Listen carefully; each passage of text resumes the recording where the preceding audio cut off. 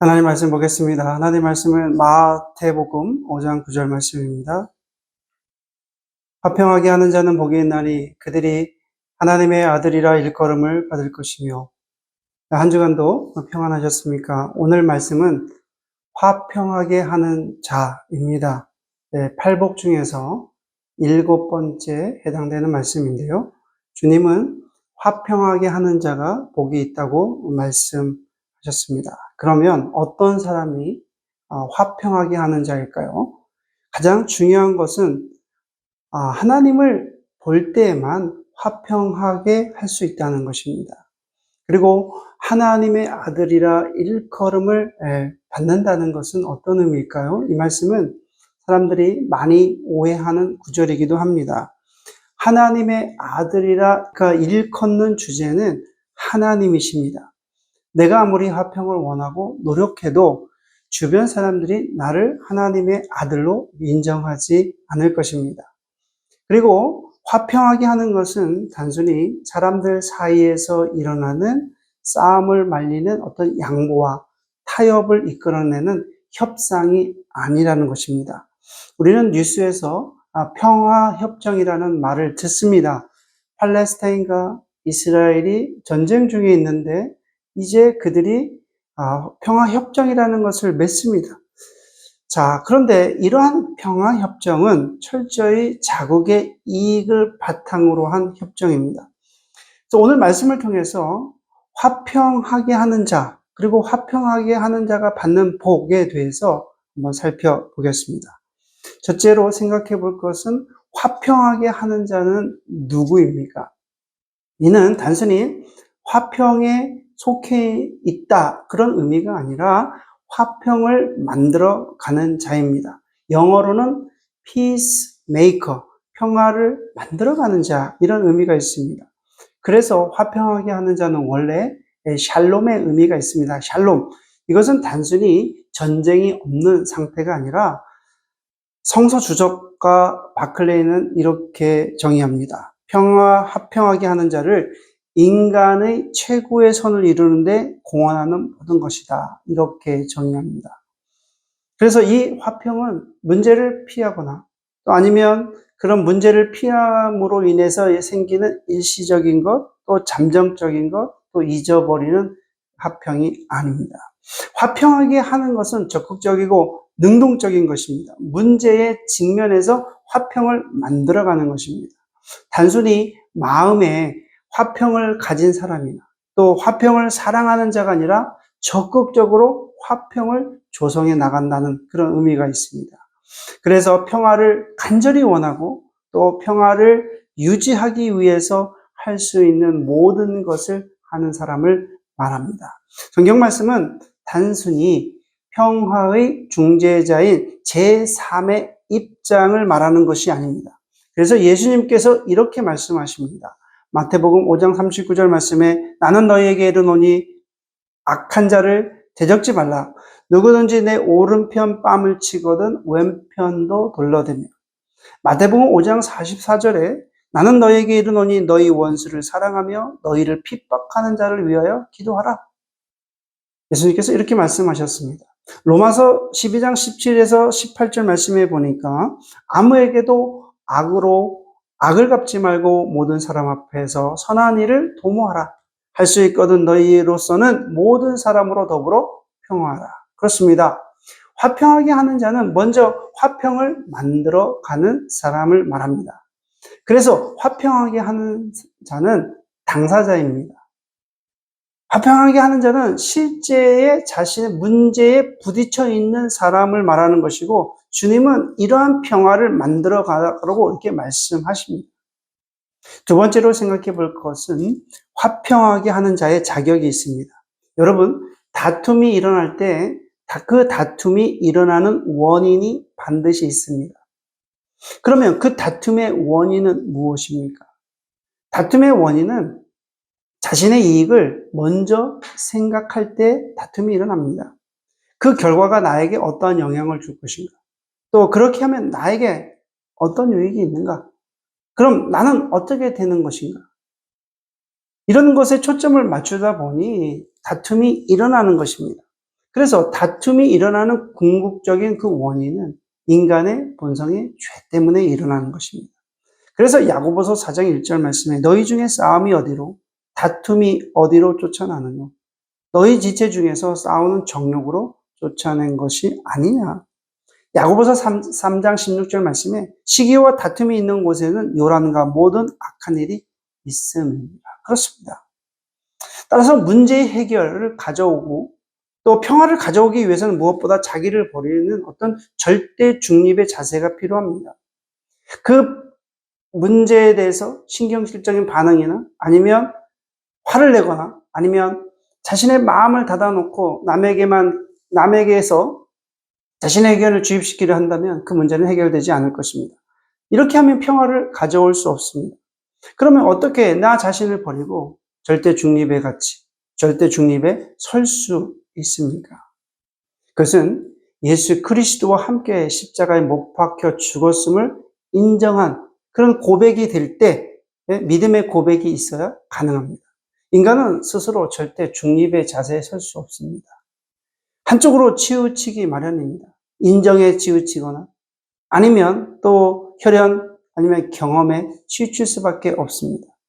반드시 우리는 하나님의 은혜를 경험하고 성령님의 내재하심을 통해서 그 성령의 충만함을 통해서 절대 중립을 유지할 수 있다는 거예요. 그래야만 여러분 우리의 인간적인 모습을 버리고 긍휼하시고 자비하신 하나님의 마음으로 중립을 지킬 수 있다는 거예요. 화평하게 하는 자가 될 수 있습니다. 두 번째로 새로운 세계관을 가져야 합니다. 화평하게 하는 자란 자신의 이기적인 것을 버릴 뿐만 아니라 나 자신이 하나님의 영광을 위해 살기로 작정한 사람이어야 됩니다. 하나님의 영광을 위해서 살기로 작정한 사람은 예수 그리스도를 본받을 밖에 없다는 거예요. 하나님은 우리의 평화를 이루시기 위해서 독생자 예수 그리스도를 이 땅에 보내주셨습니다. 예수님은 친히 십자가를 지심으로 우리와 화목을 이루셨다는 것, 화목 제물이 되셨다는 것입니다. 그래서 골로새서 1장 19절에서 20절 말씀에 아버지께서는 모든 충만으로 예수 안에 거하게 하시고 그의 십자가의 피로 화평을 이루사 만물 곧 땅에 있는 것들이나 하늘에 있는 것들을 그로 말미암아 자기와 화목해 하기를 기뻐하시리라. 그렇습니다. 성도는 내가 어떤 존재라는 것을 반드시 알아야 됩니다. 그리고 이 땅에서 하나님의 영광을 위해서 사는 것이 가장 가치 있는 일이라는 것을 우리는 알아야 돼요. 날마다 고백해야 됩니다. 자, 그러면 화평하는 자의 자세가 있습니다. 어떤 자세가 있냐면 첫째는 듣기는 속히 하고 말하기는 더디하며 성내기를 더디해야 된다는 것입니다. 야고보서 1장 19절 말씀에 내 사랑하는 형제들아 너희가 알거니와 사람마다 듣기는 속히 하고 말하기는 더디하며 성내기도 더디하라. 이 말씀을 잘 기억하시기를 바랍니다.